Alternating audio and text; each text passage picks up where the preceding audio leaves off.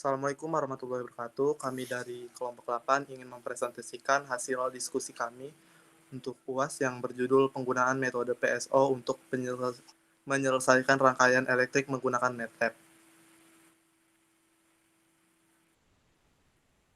Adapun anggota kelompok yang pertama ada Jimmy Manuel Raja Guguk, yang kedua ada Nur Arif Kurniawan, ada saya sendiri Orang Patah, Patri Romando Simanjuntak, Revadi Oktania Mute, Reski Maruli Purba, dan ada Rido Dion Prayoga. Adapun outline yang akan kita bahas meliputi latar belakang, tujuan, metode, hasil dan diskusi, dan juga kesimpulan. Nah, sekarang ada latar belakang akan dijelaskan oleh teman saya Nur Arif Kurniawan. Oke, untuk selanjutnya yaitu latar belakang. Pertama, particle swarm optimization atau PSO adalah teknik optimasi stokatik yang memiliki basis populasi yang dikembangkan oleh Dr. Eberhard dan Dr. Kennedy pada tahun 1995. Teknik ini terinspirasi dari perilaku kelompok burung. PSO juga merupakan metode berbasis populasi yang terinspirasi dari menirukan pergerakan fisik individu pada sebuah kawanan dalam sebuah mekanisme pencarian. Dalam masalah ini, setiap individu adalah sebuah partikel yang memiliki posisi dan juga kecepatan. Adapun yang kedua yaitu MATLAB, merupakan analisis perhitungan numerik bahasa perencanaan matematika tingkat lanjut yang dibangun di atas fondasi pikiran menggunakan karakteristik dan format matriks. Awalnya, program ini adalah antarmuka untuk kumpulan rutinitas nilai numerik dari proyek LINPACK dan HPACK, dikembangkan menggunakan bahasa Fortran. Adapun yang ketiga yaitu dengan menggunakan metode PSO atau Particle Swarm Optimization akan membuat perjalanan akan lebih efisien dan lebih memanfaatkan waktu dengan baik. Dikarenakan PSO sendiri adalah teknik untuk mencari atau memilih lokasi yang akan dilewat.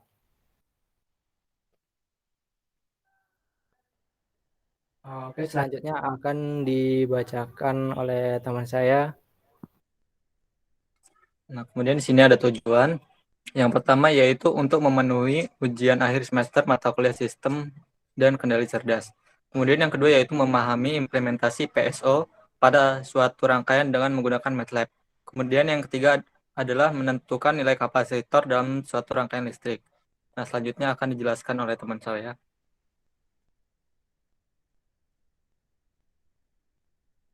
Baik, metode yang digunakan pada pengerjaan jurnal ini yang pertama itu persiapan penelitian. Pada tahap persiapan penelitian dilakukan survei pustaka survei, materi dan informasi tentang data-data yang dibutuhkan untuk kebutuhan fungsionalis. Yang kedua itu adalah penentuan kriteria. Penentuan kriteria ini sini untuk merancang algoritma yang akan digunakan. Yang ketiga itu evaluasi pengujian. Di sini algoritma yang ditentukan tadi bakal diuji ulang. Terus yang keempat itu laporan dan publikasi. Nah, di sini tahap ini kita bakal membuat laporan dan akan mempublikasi apa yang telah kita diskusikan. Jadi dilanjutkan teman saya. Oke, berikutnya hasil dan diskusi. Jadi untuk shortcut yang akan saya jelaskan, kita langsung saja menuju MATLAB. Jadi untuk shortcutnya bisa dilihat seperti di sini. Jadi untuk jumlah partikel yang digunakan itu berjumlah 1.500, kemudian dengan N itu 1, dengan max N itu sampai 1.000. Kemudian untuk dari C1 dan C2 itu masing-masing sebesar 2, dengan R1 dan R2 itu sebesar 0,1. Pertama kita akan melakukan pengambilan bilangan random. Kita mengambil bilangan random untuk A dengan B yang nantinya akan diolah menjadi nilai yang akan kita ambil untuk output seperti itu. Kemudian pada bagian P-base, ini kita menginisiasi P-base A dengan P-base B atau personal base A dengan personal base B itu dengan nilai yang sudah kita dapat dari bilangan yang tadi kita random. Kemudian untuk di bawahnya lagi terdapat GBase A dengan GBase B yang sama dengan GBase A dengan GBase B. Jadi GBase di sini merupakan global base yang mana itu adalah hasil yang didapatkan yang paling terbaik gitu untuk dari A dengan B. Sebelumnya kami menggunakan A ini untuk menginisiasikan nilai resistor yang ada pada rangkaian, dan B itu untuk nilai impedansi yang ada pada rangkaian induktor. Kemudian pada bagian ini mulai untuk melakukan iterasi, di mana iterasi itu akan dilakukan sampai dengan nilai 0,85. Jadi begitu iterasi sudah sampai 0,85, iterasi itu akan diberhentikan. Yang mana itu merupakan pemberhentian percobaan pada program ini seperti itu. Kemudian di sini juga ada iterasi di mana ini ada printf yang nantinya akan ditampilkan pada command window. Ada printf keberapa yang ditandai dengan n, dengan maksimum n tadi ada 1000 kali percobaan. Kemudian ada di sini GBase A, di mana GBase A itu yang tadi sudah kita dapat yang dari line 48. Kemudian GBase B pada line 49. Kemudian pada line 59 itu terdapat proses untuk menentukan fitness atau kecocokan dari data yang telah kami dapat dengan data yang kami inginkan. Kemudian pada bagian bawah terdapat printf global terbaik, di mana ini adalah merupakan pilihan terbaik atau jawaban terbaik dari persoalan yang kami dapatkan, di mana yang A sesuai dengan GBase A dan B sesuai dengan GBase B yang terakhir. Kemudian dengan fitness yang sama dengan fitness yang terakhir seperti itu.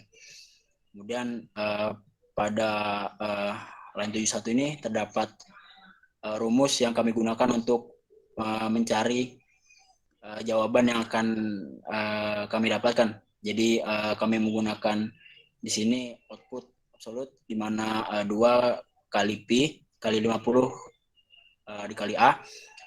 Kemudian di bawah sini ada output plus absolut, di mana B kuadrat plus output kuadrat per B kali tan 25,84 min output.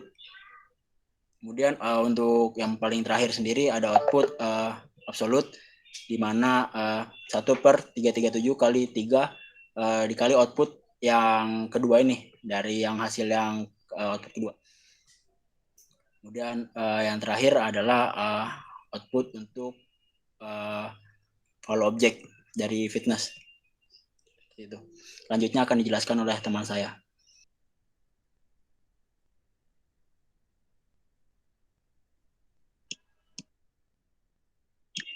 Oke, akan saya lanjutkan. Di sini kita masuk ke mengenai iterasi. Sebelumnya, iterasi itu merupakan urutan percobaan. Dengan pada metode kali ini, urutan percobaan 2G base atau global base, atau istilahnya hasil yang terbaik itu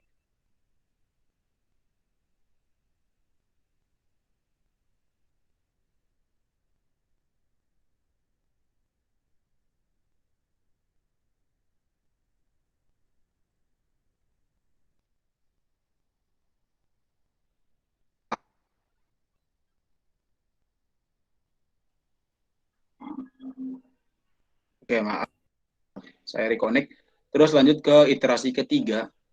Base-nya itu pada bagian A sebesar 8,9 dan B sebesar 1,0 dengan fitness sebesar 0,53.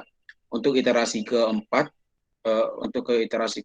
G-base-nya itu dengan A sebesar 12,7, B 1,0 dengan fitness 0,35936.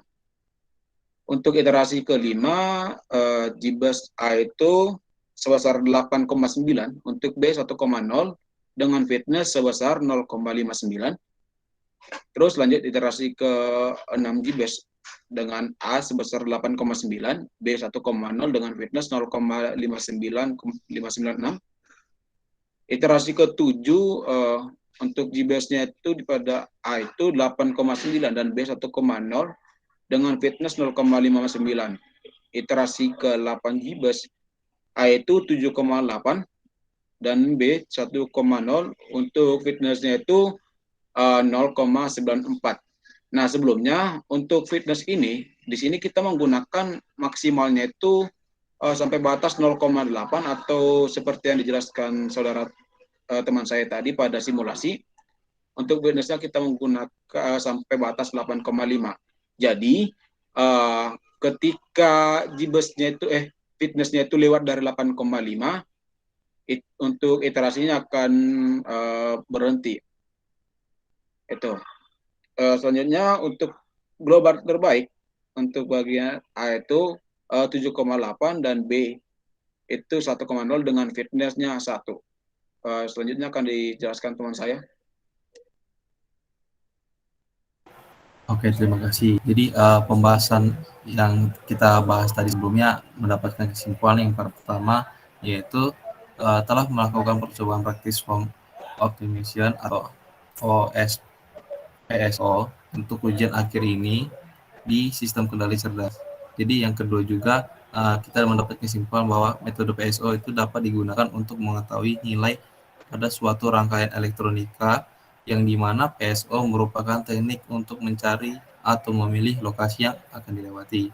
Dan yang terakhir yaitu kesimpulan yang didapat adalah nilai kapasitor yang dicari tidak ditemukan karena kekurangan tahunan. Oke, akan saya balikan lagi kepada moderator. Oke, baik.